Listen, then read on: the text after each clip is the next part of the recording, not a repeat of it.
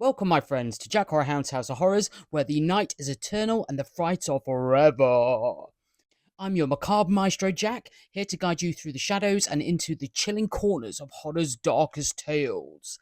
Tonight, we're sinking our teeth into a real treat, and this is literally. We are kicking off our commentary series, which is a new series that we're going to have on our YouTube channel, where once every month we're going to do a new episode, a commentary episode from Tales from the Darkside Season 1. With the very first episode of Tales from the Dark Side, the spine-tingling classic that is Trick or Treat. Now, here's a devilish little tidbit to sink your claws into, folks. Did you know that this episode was actually directed and written by none other than George A. Romero? Yes, the same twisted genius who unleashed onto the world Night of the Living Dead. So, buckle up, because we're about to venture into a world where even a Halloween trick can turn deadly. Let's hit play and embrace the darkness together. So what I have here is the... Oh, I'll just go grab it, actually, because I have it to hand. There's the DVD box set of Tales from the Darkside. I think this is a kind of general release by a company called Revelation, something like that. This is just your bog standard box set. You can get it from Amazon or wherever you can get your any good DVD, Blu-ray box sets. It is a really cool box set. I think it's got all seasons. I think there's five. Is there 5 seasons? I've got to admit, guys, it's been a long time since I've done Tales from the Dark Side, since I've watched it, which is kind of the impetus for this show, really. But as I say, we're going to try and do a commentary, one a month for the foreseeable future, going into season 1. I've got the episode queued up on a black screen, and I'm going to hit play in a moment, and then I'll count us in, and then we're just going to press play, and it should go straight into the theme tune. So, without further ado, folks, let us have a look at Trick or Treat in 3, 2, 1, play. Here we are. Here's the obviously iconic theme tune. I always remember this theme tune because obviously I think when I was about, I don't know, 10, 11, and I first started discovering horror. Kind of a side note here about how old I am as well. It was when cable first really came commercially available in Britain, in the UK. And so we're talking about the early 90s here. And it gave us access to all these like multitude of channels. And before that, we'd only had about 4. I think there were 4 channels at that time. Channel 5 didn't come along till a little bit later. Roughly around that kind of time, and we got the cheap cable network, so we got access to American television. And one night I stayed up really late, crept downstairs, put the American TV on, and Tales of the Dark Side popped up, and I was hooked. Also scared to death. It terrified me. I was a lot more squeamish when I was a younger lad, but those kind of early kind of creeping down in the night and watching stuff that we shouldn't be watching, scary stuff. I think influenced my later career in horror. But Trick or Treat, starring Bernard Hughes, the late great Bernard Hughes, who is an awesome character actor. He's been in loads of stuff, namely, I think, oh god, Sister Act 2, Back in the Habit. He plays I don't know, the guy that runs the school. That guy. Don't remember the name. And also, I think he's really well known for the grandpa in oh god, what was the film called? Oh god, the film's I'm forgetting the film, and you guys are gonna kick me, and I'm kicking myself. Oh, The Lost Boys. Sorry, yeah, I remembered. Sorry, I just had a blank spot there. The Lost Boys. I do love that movie. It's one of the only vampire films I actually like. He also was in Tron. He's been in loads of stuff over the years. Yeah, loads of stuff. If you've ever seen a movie in the 80s, he was probably in it somewhere or other. Most of the time, he's known for playing quite jovial, nice, gentle men. But in this movie, he plays an absolute bastard and plays him brilliantly. And it's almost like a Mr. Burns type character, which I really enjoy. The character's name is called, I think it's Gideon Hackles, I think. And he's essentially a character that is a big millionaire tycoon. He lives in this small town. He owns all the businesses. He's kind of bought all the housing, and so everybody owes him money. He runs, all the rent and all the mortgages, and handles all the debt in the town. So basically, everybody that lives there is under his thumb and pays him to live basically. And he loves it, and he loves the control. He loves collecting the debts that he has on people and racking up debt with all the poor townsfolk who are just struggling to get by. But the story basically takes place that he's an evil kind of millionaire, lives in this huge manor house on top of the hill over the town. And every Halloween, just to kick the boot in a little bit more, just to be that little bit more spiteful, just to get his jollies, he says, "Look, townsfolk, if you send your children through my house and they can find their debt papers for the family, then you can get them out of the house, then you're debt free. You're free the debts are all cleared." But then he obviously fills the house full of like horror monsters and scares and gadgets, and basically forces the town's children on behalf of their parents to try and search, like a fun house, to search for their mortgage papers or debt collection papers, or what have you. So it's an absolute dick move on his part, but he absolutely loves it. And he's just a villain that you love to hate. And that's one of the great things about Tales from the Darkside. It's more of a contemporary version of Twilight Zone, so it's horror anthology, horror sci-fi anthology. It's got a bit of a nudge, nudge, wink, wink kind of feel. The episodes are really well written, really well acted. They're full of like really famous, big name actors throughout the series. Yeah, there are a couple of like duff episodes, but for the most part, you're getting quality entertainment. So I think that Tales from the Dark Side runs a nice parallel with Twilight Zone. And if you haven't ever watched Twilight Zone, watch this space, because I'm going to be doing some YouTube videos on the Twilight Zone in the future because I'm an absolute huge fan. But Tales from the Dark Side's more a contemporary 1980s version, although obviously now in 2024 it's not so contemporary anymore, but still really, really good. They are just fun. It's fun horror. It's scares. It's twists, turns. It's almost like bringing the EC comic books to life. If you're a big fan of Creepshow, the movie, then you'll be a big fan of Tales from the Dark Side. You're missing out if you haven't seen it.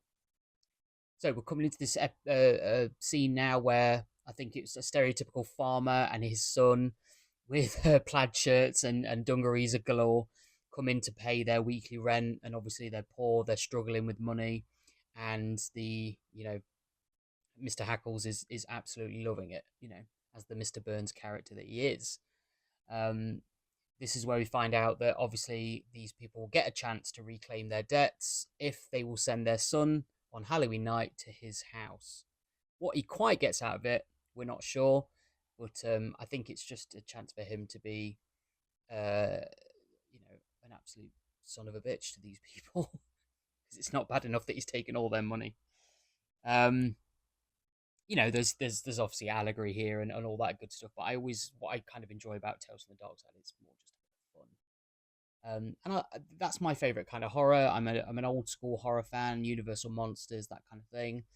Um, and I love any kind of TV show that kind of keeps that nudge, nudge, wink, wink, the classics, the kind of iconography, the gravestones, the vampires, the cobwebs, the bats, all that kind of stuff keeps that alive. And I think in the modern age, unless I'm completely unaware, and if anybody's out there, definitely comment and correct me, but I just feel like in recent years we haven't had anything like that, especially like a really good horror anthology that doesn't take itself too seriously.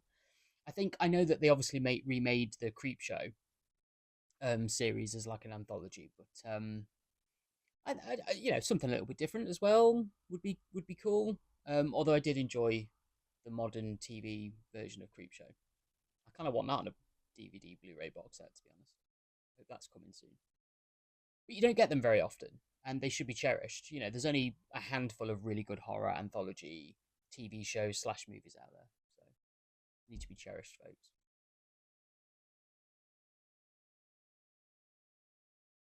Kind of ominously, there's a few townsfolk in the old man's shop now arguing with him about his process and why he does what he does at Halloween.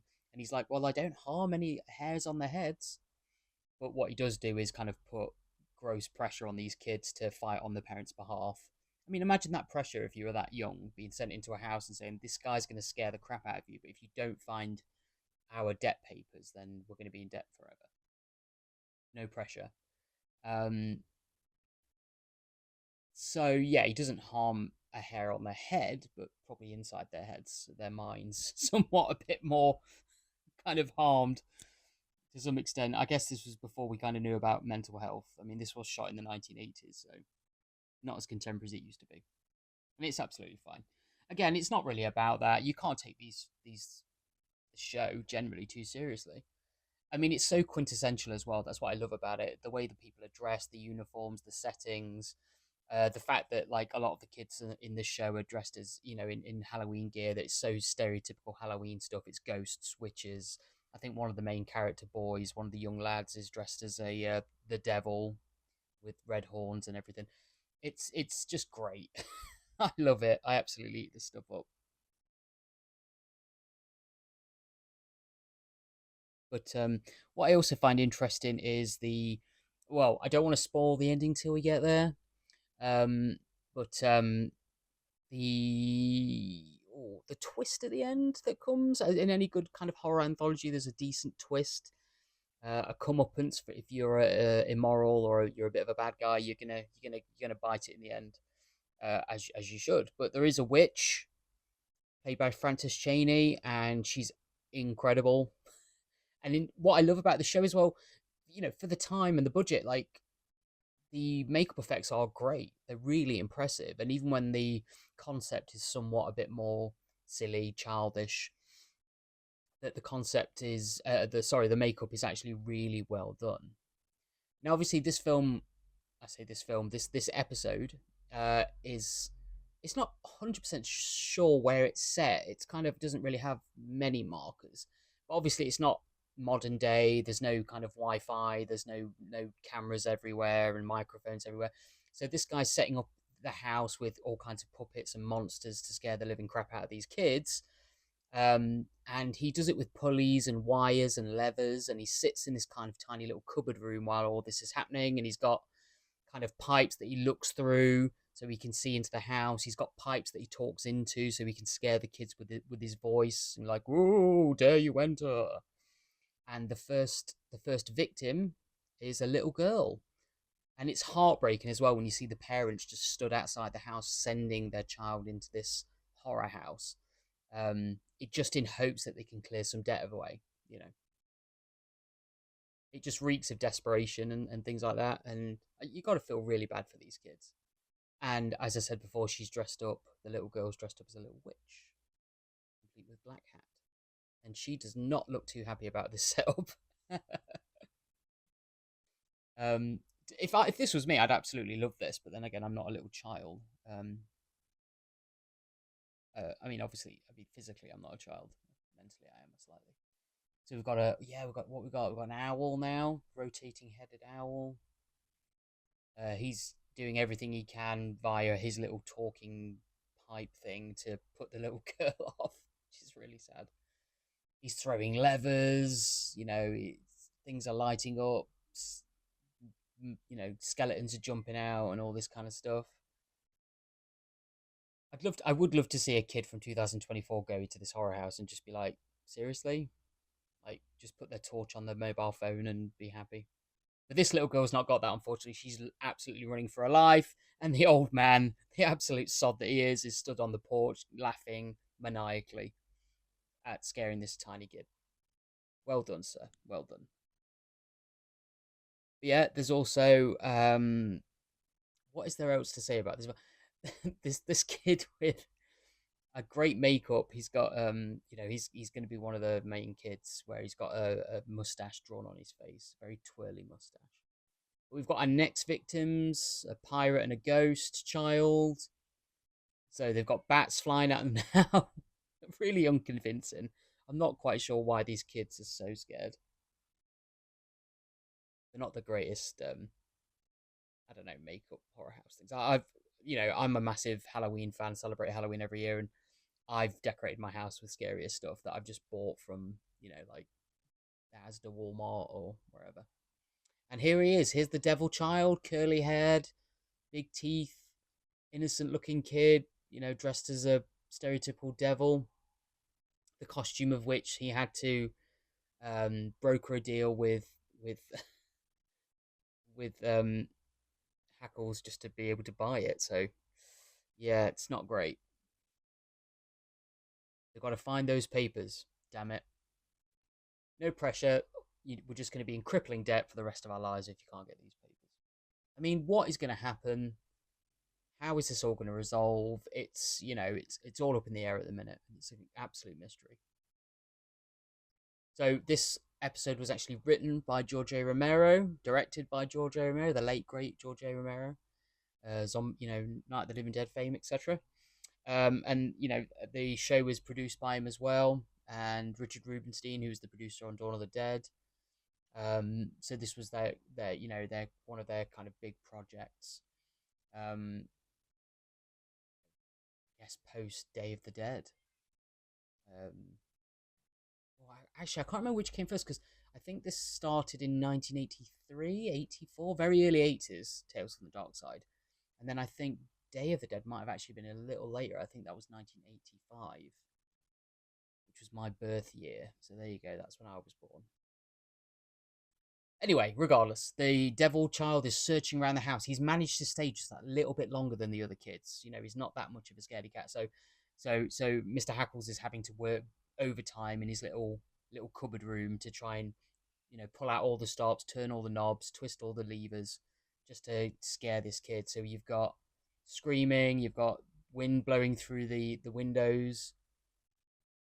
I'm not quite sure how he did that with his levers, but there you go. Who knows? Um, yeah, I've got things moving around the room,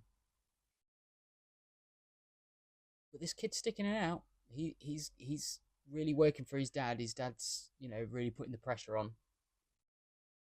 There's a lot of immorality in this episode. It would be interesting to break down on a kind of philosophical level, but we're not here to do that, folks. We're not here to do that. We're just having a nice laid back watch, and in hopes. So he's so close now.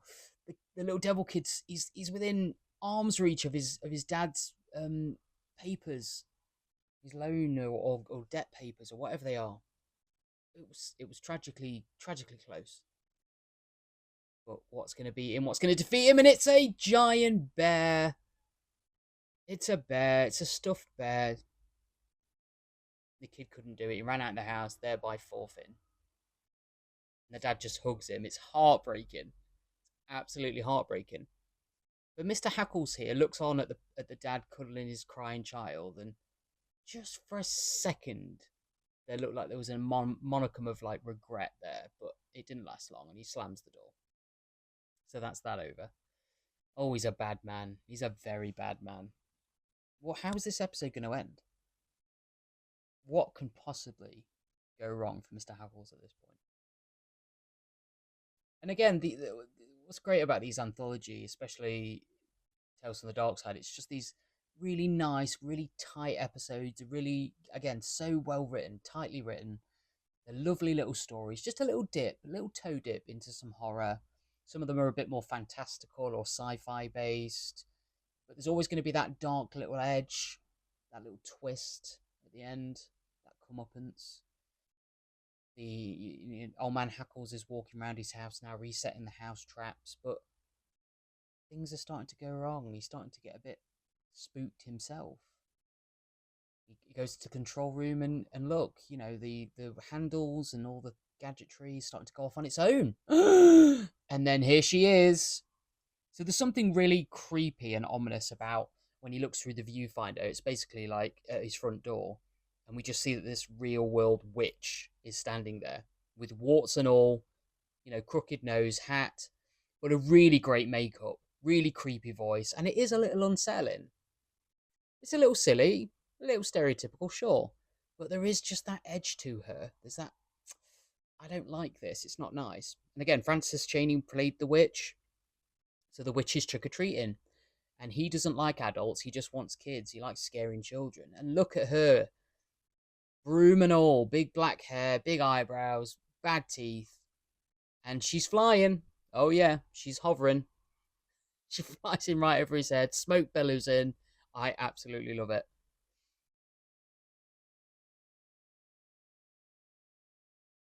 Cackling away. I can't think if I've ever seen this actress in anything else. Frances Cheney. I don't think I have personally, but I'm sure she's been in other bits.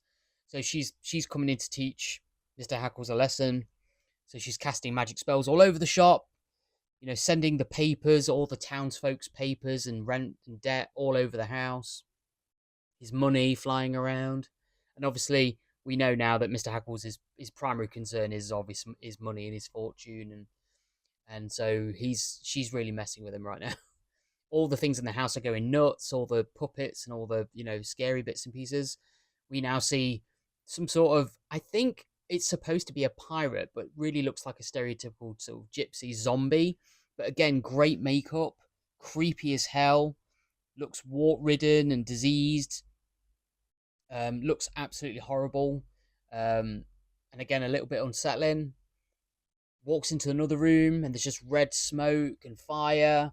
His money's flying all around. He's desperately trying to collect his money, but it's flying around this red room now.